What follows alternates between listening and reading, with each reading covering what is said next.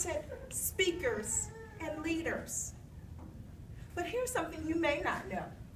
By becoming a member of the Toastmasters International organization, not only do you gain public speaking skills and leadership skills, you gain confidence that permeates other areas of your life. You see, something amazing happens when you become a Toastmaster. You begin to change words such as I can't to I will, although I'm afraid. You begin to see people and situations for truly what they are. Simply that. You know, 85% of people around the world suffer or are affected by low self-esteem. I'm here to tell you that you are not alone in being afraid of what others might think of you. It's true. I remember my husband. I remember he was telling me about his new band. And I remember as he began to bring his dream into fruition, I said, I'm going to be your biggest cheerleader. So I support him. And the way I support him is I attend each of his gigs. But not only do I attend them, I invite people, friends, family, coworkers, Toastmasters, to his gigs. But since becoming a Toastmaster, I found myself inviting perfect strangers to his events. I found myself attending his events, walking up to people, hi, how are you? Good to meet you. Thank you for coming. Perfect strangers. This is confidence that Toastmasters brings to a person. Okay? Believe me. The second thing you may or may not know is this. Toastmasters gives as speakers a platform to change the lives of others.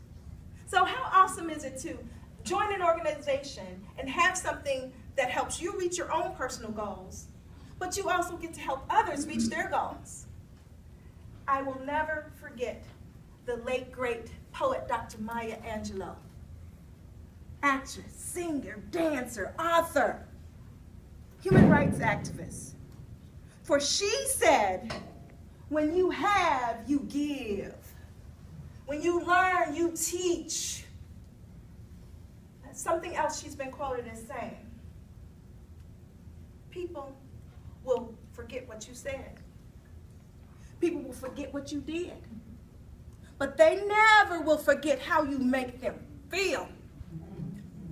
And something interesting about Dr. Maya Angelou is that for 6 years, she chose not to speak because of a trauma which had occurred in her life as a young girl.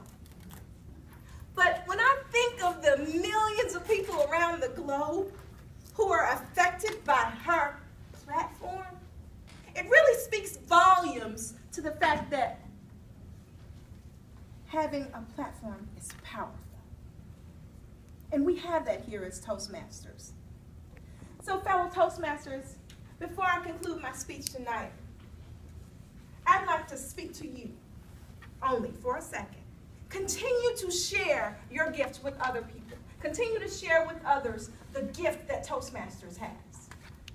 And for you guests, I would like to suggest that you understand and know that Toastmasters can change your life for the better. It really can. And if you're perhaps saying, right now is not a good time for me to become a Toastmaster, that's okay. I would advise you to do this.